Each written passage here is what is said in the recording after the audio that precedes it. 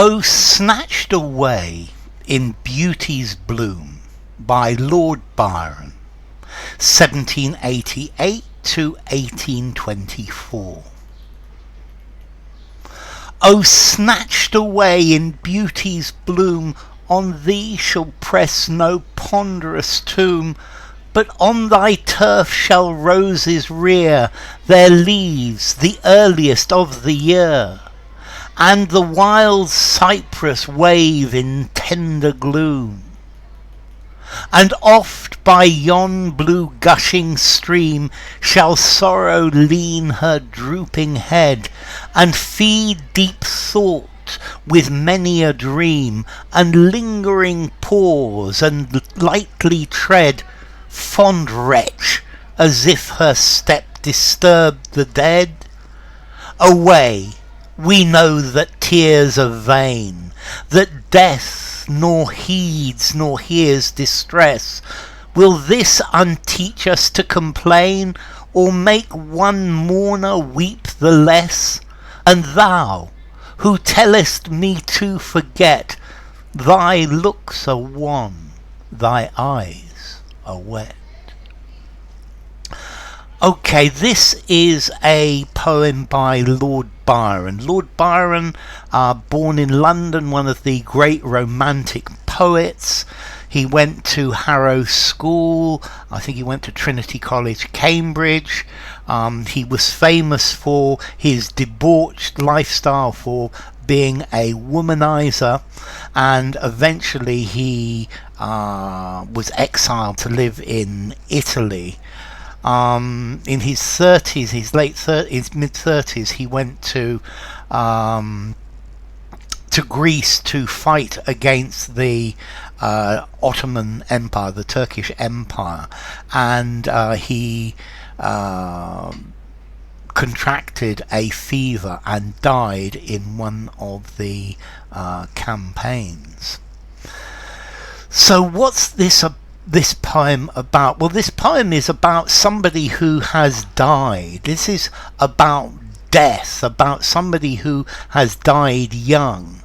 And the poem is looking at the difference between emotion and logic, and the interaction between emotion and logic. And this poem is saying that what do we do about the emotion that we feel when somebody is dead? How do we deal with this sadness? And logic says this sadness, this grief is ridiculous because it doesn't it doesn't help, it doesn't change anything. And it's a ridiculous thing because it doesn't change anything.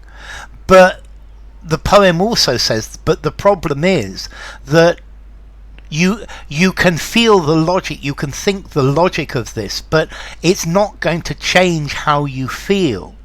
And that the emotions are something that are not subject to logic, and you can logically think this, but you will still feel the sadness and the grief, and this is not something that can be reasoned away, something that you can conquer by reasoning.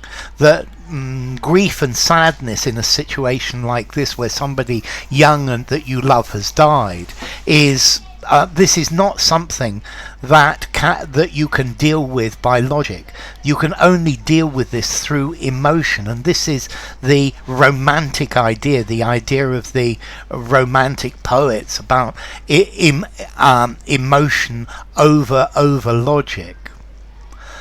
Oh, snatched away in beauty's bloom. So this is somebody who has been snatched away by death, and they are in full bloom, they're young, they are at their height, they're in their spring.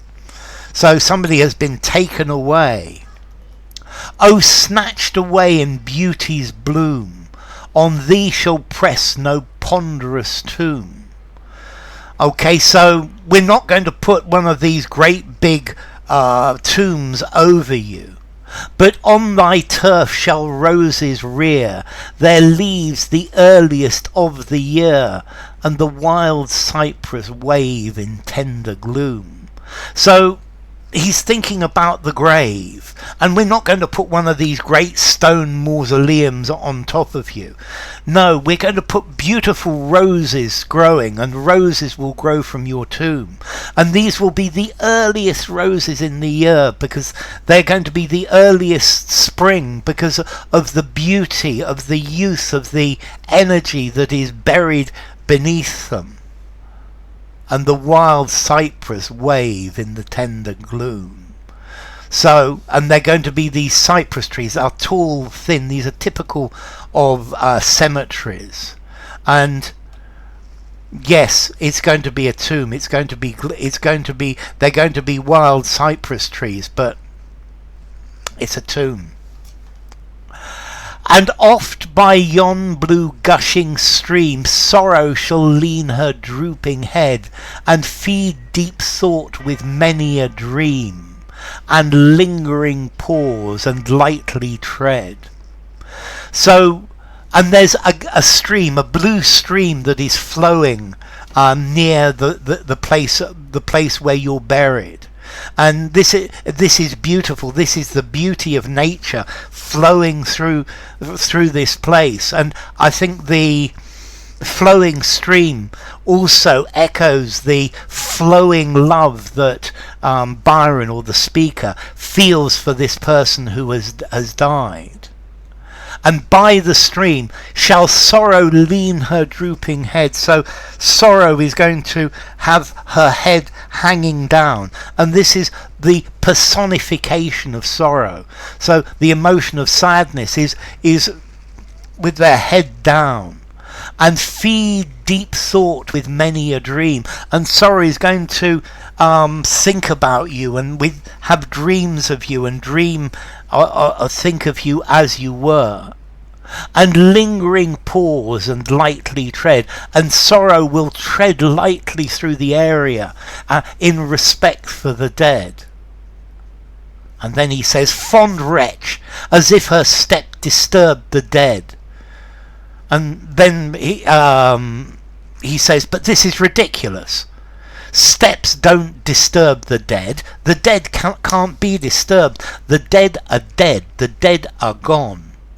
And this is suddenly logic coming in. Stop all this emotional claptrap. Stop all this idea of sorrow drooping her head and treading lightly. Dead is dead. It doesn't. You're not able to disturb the dead. The only death only disturbs the living. Away. We know that tears are vain, that death nor heeds nor hears distress. So there's no point in crying. Crying is vain, is vanity, is in vain. It doesn't change anything. Death doesn't hear the distress of the people who are dying. Death doesn't care who's upset. Yeah, death is not related to any suffering it might cause. Will this unteach us to complain? So will crying, will being sad, will our drooped head, will walking gently, will this teach us not to be sad? No. This emotion is something that is with us, if we use logic or not. Or make one mourner weep the less. When one person cry any the less because somebody's dead, will all the logic in the world change the way that somebody actually feels? And thou who tellest me to forget, thy looks are wan, thy eyes are wet. And you who are telling me, forget about this person, they're dead, they're gone. Don't cry. Crying's useless. Crying is in vain. It's not going to change anything. But look at you. You're white, you're sad, and even there are tears in your eyes. So all of this logic, it doesn't make any difference. This is saying that people who say that grief is ridiculous, people who say that grief is a waste of time, even these people feel exactly the same emotions, and the logic does not change their emotions. And grief is not something that you can reason with, it's only something you can suffer. And okay, this effectively is this poem is talking about logic versus emotion, and this is one of the major pillars of the romantic movement. And I think also there's perhaps this poem has a link between nature and the sadness of death, and that nature is something that is eternal, but that we are all part of. So, "Oh, snatched away in beauty's bloom" by Lord Byron.